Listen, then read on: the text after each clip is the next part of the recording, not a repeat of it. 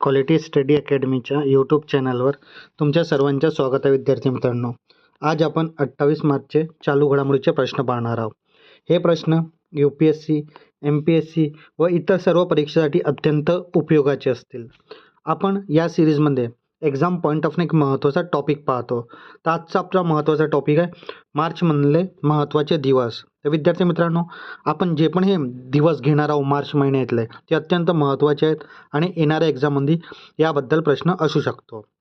आणखी जे विद्यार्थी आपल्या चॅनलवर नवीन असतील त्यांनी क्वालिटी स्टडी अकॅडमीच्या यूट्यूब चॅनलला सबस्क्राईब करायला विसरू नका. असेच महत्त्वाचे व्हिडिओ आणि अपडेट तुम्हाला आपल्या क्वालिटी स्टडी अकॅडमीच्या चॅनलच्या माध्यमातून मिळेल. तर आपल्या चॅनलला सबस्क्राईब करायला विसरू नका. चला आता आपण चालू घडामोडीचे प्रश्न पाहूया. तर काल विचारला गेला प्रश्न होता विद्यार्थी मित्रांनो, भारताचे पहिले LPG ATM कोणत्या शहरात स्थापित करण्यात आलं आहे? तर हे गुरुग्राम हरियाणा येथे स्थापित करण्यात आलेलं होतं. म्हणजे ऑप्शन क्रमांक 1 आपलं योग्य उत्तर असेल. त्यानंतर पुढला प्रश्न, आजचे प्रश्न, दिव्यांगासाठी वार्षिक महोत्सव पर्पल फेस्ट 2026चे आयोजन कुठे करण्यात आलं? तर हे राष्ट्रपती भवन नवी दिल्ली इथे करण्यात आलं विद्यार्थी मित्रांनो. तर ऑप्शन क्रमांक 2 आपलं योग्य उत्तर असेल. पर्पल फेस्ट 2026 बद्दल माहिती. आयोजन अमृत उद्यान, राष्ट्रपती भवन नवी दिल्ली येथे, दिनांक 13 मार्च 2026 रोजी. प्रमुख उपस्थिती राष्ट्रपती द्रौपदी मुर्मू यांची. आयोजक केंद्रीय सामाजिक न्याय आणि अधिकारिता मंत्रालय. मुख्य उद्देश दिव्यांग व्यक्तीसाठी प्रतिभा आणि सर्वसमावेशकतेचा गौरव करणे. तर पर्पल फेस्टबद्दल माहिती. त्यानंतर पुढला प्रश्न, आंतरराष्ट्रीय सौर आघाडी म्हणजेच इंटरनॅशनल सौर अलायन्सचा 118वा सदस्य देश कोणता बनलेला आहे? तर 118वा सदस्य देश विद्यार्थी मित्रांनो रोमानिया आहे. तर ऑप्शन क्रमांक 3 आपलं योग्य उत्तर असेल. रोमानिया इंटरनॅशनल सोलायन्स अलायन्सचा सदस्य कितवा? 118वा आहे विद्यार्थी मित्रांनो. इथे करेक्शन करून घ्या, 118वा. प्रवेश, रोमानियाने अधिकृतपणे इंटरनॅशनल सोलर अलायन्स फ्रेमवर्क करारावर स्वाक्षरी केली आहे. मुख्यालय कुठे आहे इंटरनॅशनल सोलर अलायन्सच्या विद्यार्थी मित्रांनो? गुरुग्राम हरियाणा इथे. हा पण पॉईंट अत्यंत महत्त्वाचा आहे. महासंचालक कोण आहेत? डॉक्टर अजय माथुर. उद्देश काय? सौर ऊर्जेचा वापर वाढवून कार्बन उत्सर्जन कमी करणे याचा मुख्य उद्देश असणार आहे. त्यानंतर पुढला प्रश्न, कोणत्या राज्य 2026ची ज्युनियर राष्ट्रीय बॅडमिंटन चॅम्पियनशिप प्रथमच आयोजित करणार आहे? तर हे प्रथमच सिक्कीममध्ये आयोजित होणार आहे विद्यार्थी मित्रांनो. तर ऑप्शन क्रमांक 2 आपलं योग्य उत्तर असेल. ज्युनियर राष्ट्रीय बॅडमिंटन चॅम्पियनशिप 2026 यजमान सिक्कीम गंगटोक येथे. आवृत्ती 49वी Yonex sunrise junior national badminton championship. कालावधी 14 ते 21 नोव्हेंबर 2026 रोजी. वैशिष्ट्य, सिक्कीम प्रथमच इतक्या मोठ्या स्तरावर राष्ट्रीय बॅडमिंटन स्पर्धेचे आयोजन करत आहे. गट 19 वर्षाखाली अंडर-19 मुले आणि मुली व्यक्तिगत व साधिक प्रकार. तर ही अत्यंत महत्त्वाची माहिती ज्युनियर राष्ट्रीय बॅडमिंटन चॅम्पियनशिपबद्दल. त्यानंतर पुढला प्रश्न, स्वतंत्र भारतात समान नागरी संहिता म्हणजेच UCC विधेयक लागू करणारे दुसरे राज्य कोणते आहेत? तर दुसरे राज्य विद्यार्थी मित्रांनो गुजरात राज्य आहे. तर ऑप्शन क्रमांक 4 आपलं योग्य उत्तर असेल. आणि पहिला राज्य कोणतं होतं? तर उत्तराखंड हा पहिला राज्य होता. आता आपण याबद्दल माहिती पाहूया. समान नागरी संहिता लागू करणारं गुजरात दुसरं राज्य ठरलेलं आहे. क्रमांक, स्वातंत्र्यानंतर UCC लागू करणारं दुसरं राज्य उत्तराखंड नंतर. पहिला कोणता राज्य होता? तर उत्तराखंड. मंजुरी 24 मार्च 2026 रोजी गुजरात विधानसभेने हा विधेयक मंजूर केला. समिती, न्यायमूर्ती रंजना प्रकाश देसाई. हे समिती पण तुम्ही नोट डाऊन करून ठेवा विद्यार्थी मित्रांनो, कारण की अत्यंत महत्त्वाची समिती आहे. यांच्या अध्यक्षतेखाली समितीचा अहवाल प्रकाशित केला. बंदी, बहुपत्नीत्व, पॉलिगॅमी आणि बालविवाहावर पूर्णपणे बंदी असणार आहे. अपवाद राज्यातील अनुसूचित जमाती ST या कायद्यातून वगळण्यात आलेले आहेत. तर अत्यंत महत्त्वाची माहिती समान नागरी संहिता कायद्याबद्दल. त्यानंतर पुढला प्रश्न, जल जीवन मिशन 2.0 सुधारणाशी संबंधित सामंजस्य करार कोणत्या राज्यासोबत करण्यात आलेला आहे? तर हे महाराष्ट्र राज्यासोबत करण्यात आलं, म्हणजे आपला राज्य महाराष्ट्र. तर ऑप्शन क्रमांक 2 आपलं योग्य उत्तर असेल. जल जीवन मिशन 2.0 सामंजस्य करार कोणासोबत? आपला महाराष्ट्र राज्यासोबत. कोणी केलेला आहे? केंद्रासोबत करार महाराष्ट्र आपल्या राज्याने केलेला आहे. स्वाक्षरी मार्च 2026 मध्ये नवी दिल्ली येथे हा करार करण्यात आलेला आहे. तंत्रज्ञान पाण्याचे ऑडिट करण्यासाठी सुलभ भारत डिजिटल प्लॅटफॉर्मचा वापर होईल. लक्ष्य 2028 पर्यंत प्रत्येक ग्रामीण घरात शाश्वत आणि शुद्ध नळ पाणी पुरवठा देणे.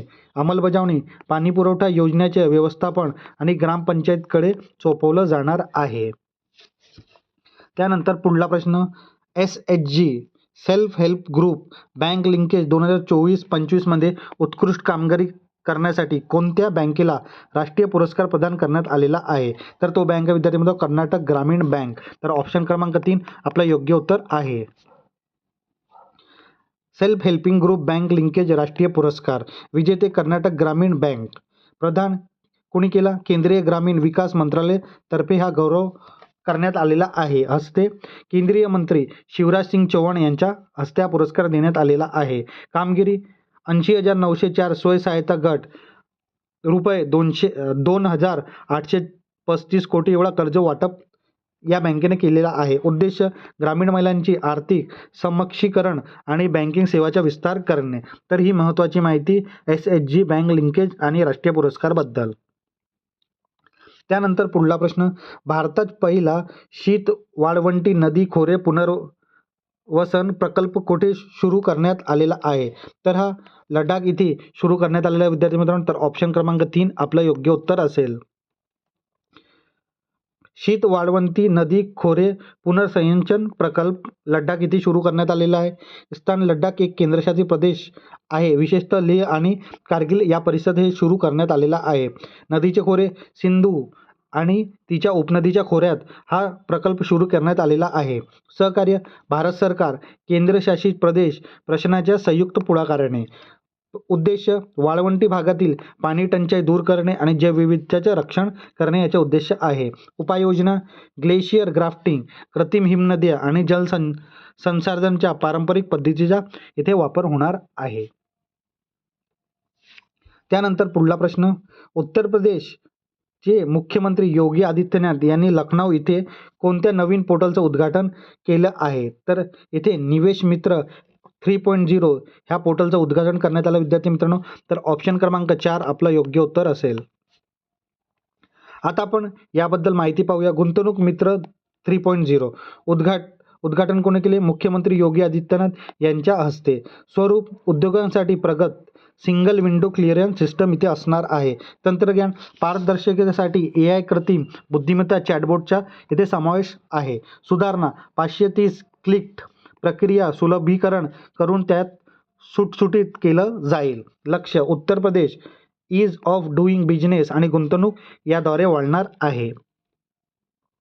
त्यानंतर पुढला प्रश्न, इंटरनॅशनल फिल्म फेस्टिवल दिल्ली 2026चे यजमानपद मार्च 2026 मध्ये प्रथमच कोणी भूषवलेलं आहे?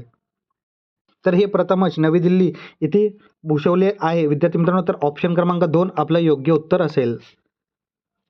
इंटरनॅशनल फिल्म फेस्टिवल दिल्ली 2026 यजमान शहर नवी दिल्ली भारत मंडपम.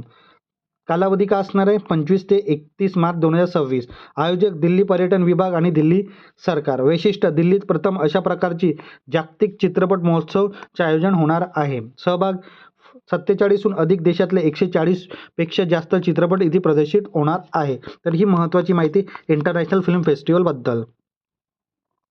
त्यानंतर पुढला प्रश्न, IQ एअर अहवालानुसार जगातला सर्वाधिक प्रदूषित राजधानी शहर कोणते आहे? तर हे दिल्ली आहे विद्यार्थी मित्रांनो. तर ऑप्शन क्रमांक 2 आपलं योग्य उत्तर असेल.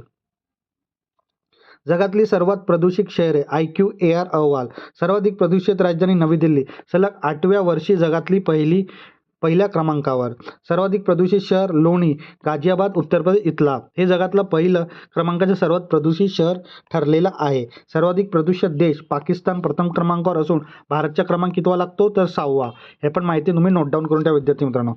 प्रदूषण पातळी दिल्ली हवेत PM 2.5चे प्रमाण WHOच्या मानकापेक्षा 16 पटीने जास्त आढळलेलं आहे. भारताची स्थिती जगातल्या 100 सर्वात प्रदूषित शहरापैकी भारताचे 66 शहरे एकट्या भारतात आहेत. ती अत्यंत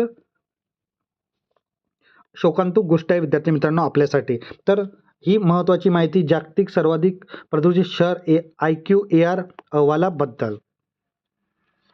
आता विद्यार्थी मित्रांनो आपण चालू घडामोडीच्या सत्रामध्ये एक्झाम पॉईंट ऑफ एक महत्त्वाचा टॉपिक पाहतो. तर आजचा आपला महत्त्वाचा टॉपिक आहे मार्चमधले महत्त्वाचे दिवस. चला आता आपण मार्चमधले महत्त्वाचे दिवस पाहूया. 1 मार्चला शून्य भेदभाव दिन. 1 मार्चला जागतिक नागरिक संरक्षण दिन. 3 मार्चला जागतिक वन्यजीव दिन. 4 मार्चला राष्ट्रीय सुरक्षा दिन.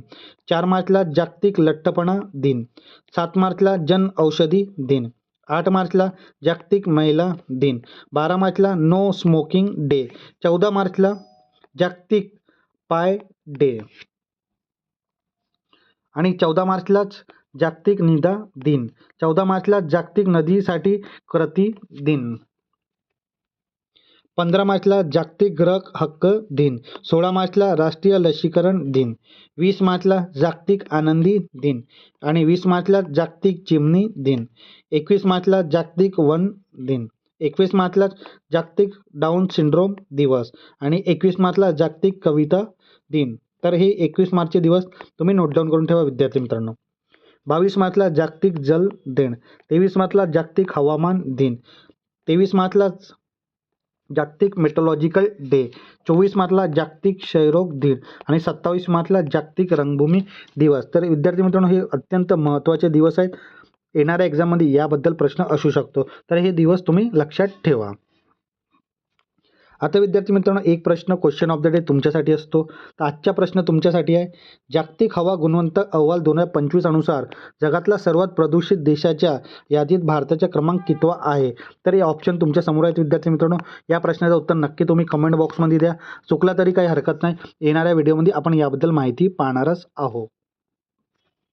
आता विद्यार्थी मित्रांनो आपल्या क्वालिटी स्टडी अकॅडमीच्या यूट्यूब चॅनलवर जे डेली करंट अफेअर सिरीज घेत आहोत ते तुम्हाला कशी वाटत आहे तुम्ही नक्की कमेंट बॉक्समध्ये सांगा. यासोबत आपण वीकली आणि मंथली करंट अफेअर पण कव्हर करतो. हे व्हिडिओ पण तुम्हाला आणि हे सिरीज तुम्हाला कशी वाटत आहे तुम्ही नक्की कमेंट बॉक्समध्ये सांगा. तुम्हाला हे सिरीज आवडत असेल तर नक्की लाईक करा, शेअर करा आणि आपल्या क्वालिटी स्टडी अकॅडमीच्या यूट्यूब चॅनलला सबस्क्राईब करायला विसरू नका. धन्यवाद.